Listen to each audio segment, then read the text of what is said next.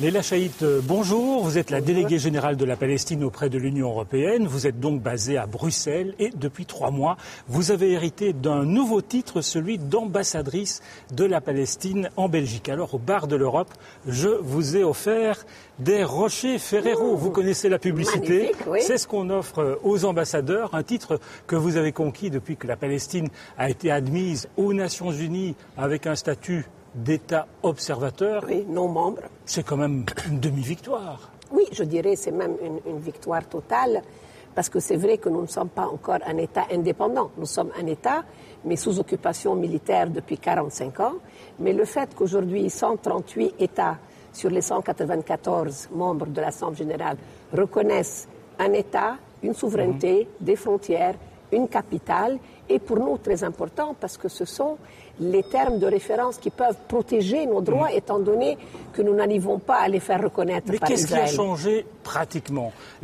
La Cisjordanie continue à être colonisée, le processus de paix, on n'en parle même plus. Oui, bien sûr. Vous avez raison que sur le terrain, je dirais même que les choses empirent mois après mois. Parce qu'il y a une puissance occupante qui a toutes les cartes en main. Elle a une armée, elle a une population, elle a des colons, elle a un mur qui complètement assiège, elle a Gaza complètement assiégée, elle a Jérusalem-Est complètement annexée. Mais rappelez-vous que c'est aux Nations Unies qu'est né l'État d'Israël en 15 mai 1948. Et c'est aussi aux Nations Unies que naîtra l'État de Palestine indépendant, libéré de l'occupation militaire. Et donc je dirais que ce retour à la case départ, puisque le 29 novembre 1947, exactement à la même date, le 29 novembre 2012, où on a reconnu l'État de Palestine comme observateur, il y a eu un plan de partage qui disait qu'il fallait créer 2 États, un État israélien et un État palestinien. Jérusalem, un corpus separatum. L'État israélien a vu le jour, l'État palestinien n'a pas encore vu le jour, mais c'est intéressant que c'est exactement à la même date que le président Abbas choisit de revenir à l'Assemblée générale. Et je pense que ce retour n'est pas seulement symbolique. C'est une manière de dire à la communauté internationale, nous avons passé 20 ans à parler directement à Oslo depuis 1993 avec les Israéliens. Nous avons épuisé les chances d'une négociation bilatérale en tête-à-tête. Maintenant, c'est à vous d'assumer, de faire appliquer le droit sur les termes de référence, sur les paramètres votés à l'Assemblée générale. Alors, il y a un nouveau gouvernement qui est en gestation en Israël. Il y a eu des élections israéliennes, effectivement. On a appris que Tzipi Livni, qui dirige un nouveau petit parti centriste, allait être chargé du processus de paix. C'est une bonne nouvelle ou pas? Vous la connaissez? Écoutez, ce n'est pas une question de personne. Ce n'est plus, après 20 ans de négociations, il ne faut plus parler ni de Tzipi Livni, ni de Saeb Erekat, Il faut parler de la volonté politique d'une communauté internationale. Israël n'est pas un État au-dessus du droit. Israël n'est pas le seul État qui peut narguer la communauté internationale qui souffre de cet état de guerre en Méditerranée. Comment voulez-vous qu'on fasse une union pour la Méditerranée, pacifier un partenariat euro-méditerranéen avec un foyer de guerre? Donc je pense qu'aujourd'hui, c'est une question de volonté politique de tous les États membres, bien sûr du Conseil de sécurité, mais aussi du Quartet, aussi de l'Union européenne, des États-Unis, des pays arabes, pour en faire en sorte que tout le monde accepte les paramètres d'une négociation sérieuse. Parce que nous sommes aussi en train de dire aujourd'hui que les 20 années de négociations bilatérales que tout le monde a encouragées n'ont malheureusement pas donné aux Palestiniens un mètre de plus de souveraineté. Alors, je vous arrête parce que vous le voyez, des petits parasites qui apparaissent ici, et derrière ces parasites, quelqu'un qui a envie de vous poser une question, et c'est une amie. On regarde. Voilà, je m'appelle Simone Susskind. Je dirais, quand on me demande ce que je suis, je dirais que je suis une activiste. Je suis engagée depuis très longtemps pour essayer de trouver une solution acceptable et possible au conflit israélo-palestinien, développer des relations normales et équilibrées entre, en particulier, les femmes européennes et les femmes du monde du sud de la Méditerranée. Je suis une activiste pour la paix, je suis une activiste pour les droits de l'homme et pour les droits des femmes. Et donc, je vais peut-être maintenant poser la question à mon amie Leila.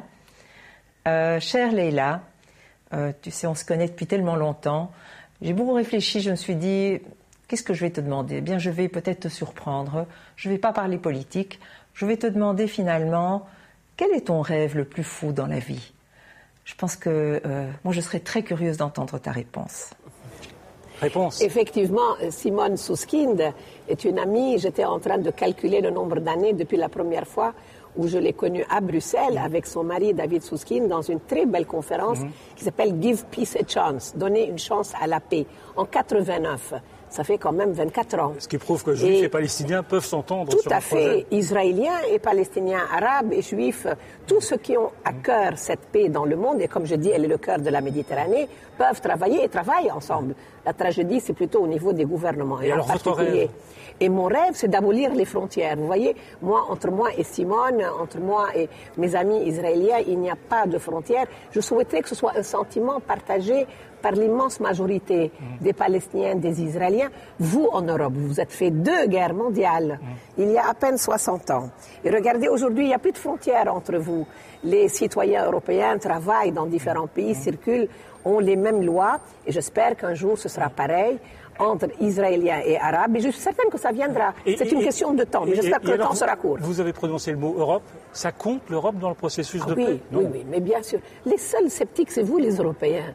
L'Europe compte beaucoup. Elle compte beaucoup déjà pour Israël, parce que c'est le premier partenaire économique, commercial, technologique, militaire. Mais dans le processus de paix, ça ne dépend que des Européens de se faire entendre. Le problème, c'est que les Européens ont du mal à avoir vraiment un rôle politique parce qu'ils préfèrent se cacher derrière leur excellent rôle économique et commercial. Mais ça ne suffit pas. Mais comme vous le savez, l'Europe grandit au fur et à mesure des années.